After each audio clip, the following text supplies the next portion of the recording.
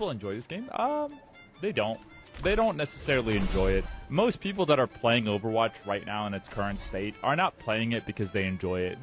They're playing it because they don't have anything else to play, and they don't have the time to learn all of these other new mechanics in another PvP.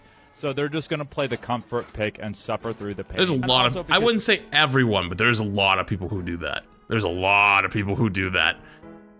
And you can't even blame them. I'm going to let it finish, but I'll explain why I think I agree. They're addicted. So the addiction doesn't help.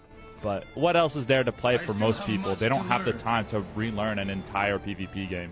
So that's why people are playing it, is because that's all there is. I think it's fun. Well, you are one of the very, very few people that log on and is like, I'm going to have fun on Overwatch today. So I don't totally agree with like the not having fun part, because like I think like the average gamer, if they're not having fun, is genuinely not going to play, unless there's a second thing at play, and that's called competitiveness. And Overwatch is an old game. Overwatch is a very old game, 8 years old. If you were a younger whippersnapper, you know, late teens, early 20s, and you picked up Overwatch and started learning it and you got good at it, right? As you get older, you have less time to play games. You have responsibilities with work, job, family, girlfriend, wife, husband, kids, pets, taking care of parents. And so part of that soul that you had is playing games competitively. Gamers are good, right? Gamers have gotten better as the years have gone on. When back in 2007, 2008, you saw those Call of Duty Modern Warfare 2 360 no-scope compilations, you're like, holy shit, these guys, this is like the peak, right? Any 9-year-old with a controller can do a 360 no-scope these days, right? And probably do it better than those clips looked back then. Gamers are just elevated. There's more competition and people are better.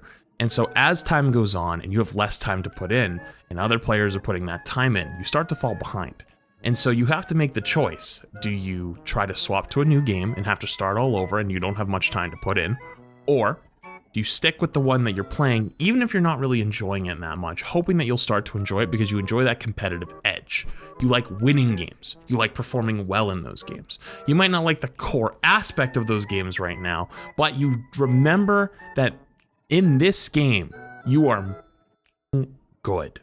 You're better at this game than, say, Valorant, or say, you know, Marvel Rivals, right? There's probably a lot of people that will not even go try Rivals because they have a good understanding of Overwatch, they understand team fights, they understand all these things, and they're like, no, I'm not going to change because like I only have 4 hours, I only have like 4 hours a week or 5 hours a week to game, and it's like I want to play and be competitive, right? Like they haven't transitioned to being a casual gamer yet. They don't want to play single player games that much. Like unless it's like the biggest single player game that comes out and it's like once every like couple years type of deal, right? They're probably not going to play it. My autism says my hyperfixation game, I used to play with my boyfriend and learned a lot from him and with him. Now he doesn't play it anymore and I miss him in the game. Aw, that's kind of sad. I'm sorry to hear that. But that you're actually kind of right. There's like actually a lot of people play Overwatch is their hyperfixation. Like genuinely. It genuinely is. And that's okay. There's nothing wrong with that. But there also is a group of people that are newer to Overwatch and they do genuinely enjoy the game and they do genuinely have fun. But I think there is a very large majority of people that are especially older gamers that they genuinely just don't have the time to go learn a brand new game from the ground up. And they still want to play a competitive game. And they want to win and be good at the competitive game. So I can't even blame them. Because on some level, I'm them. I'm them on some level. Even though I have the time to go put it into another game. I'm 28 years old. I'm 28 years old. I just don't have the same competitive spark I used to have. You know? Like, people used to come and always ask me, like, when are you gonna play in the next tournament? When are you gonna play in this? I'm like, I just don't care that much anymore. Like, as you hit a point where you just genuinely don't. And Deadlock just came out, and I have been enjoying the of Deadlock, playing it. And what I've been enjoying is learning a new style, because I've never played a MOBA and playing something new.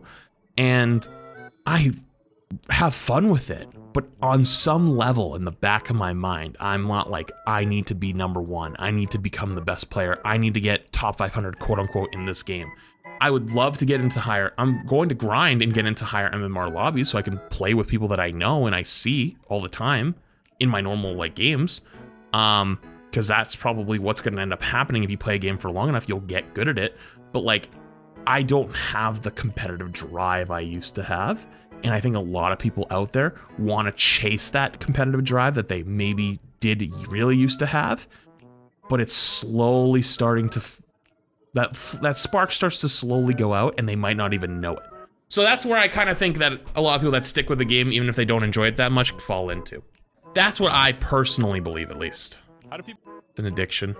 Yeah, some people, yeah, a lot of people do say it's an addiction too, where it's like you lose a game and then you gotta queue up another one. Like, I'm definitely not at that point where if I lose a game, I'm like, no, I gotta end on a win. I gotta end on a win. Like, I don't got that. There's definitely people who have that, but I don't have that.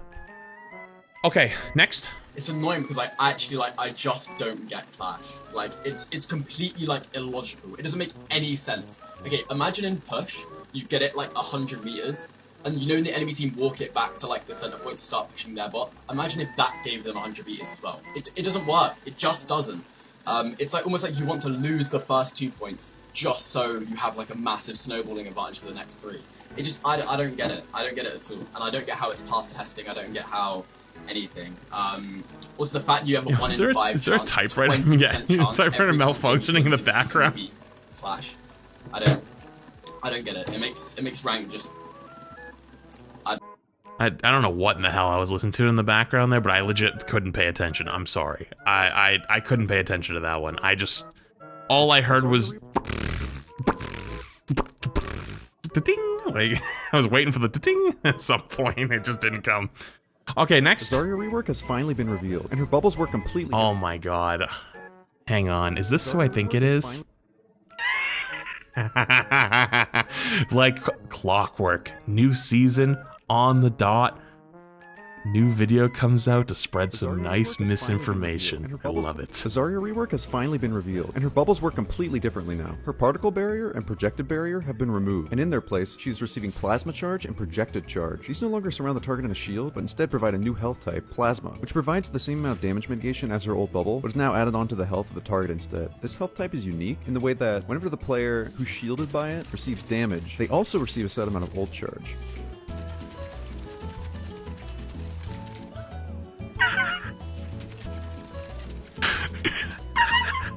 Why would you do this? Because this is perfect. This is perfect baiting. Like, this is literally top tier farming, the TikTok creator program, baiting engagement. This is top tier. And now since it's no longer a shield, certain high damage abilities can burst through it.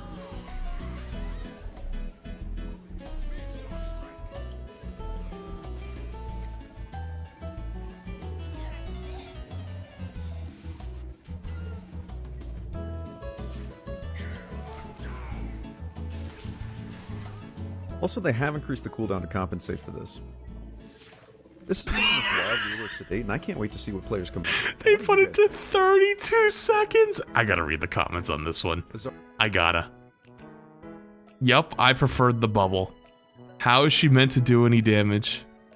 These new gens crying, laughing emoji. Finally a good patch. 32-second cooldown, question mark. Why does this have 15,000 likes? Why does this have 15,000 likes? The new gens don't get it. Give them time to figure it out. 32 seconds is wild. Bro, what? Y'all must be first timers. I both love TikTok and also am afraid of it. Jesus Christ.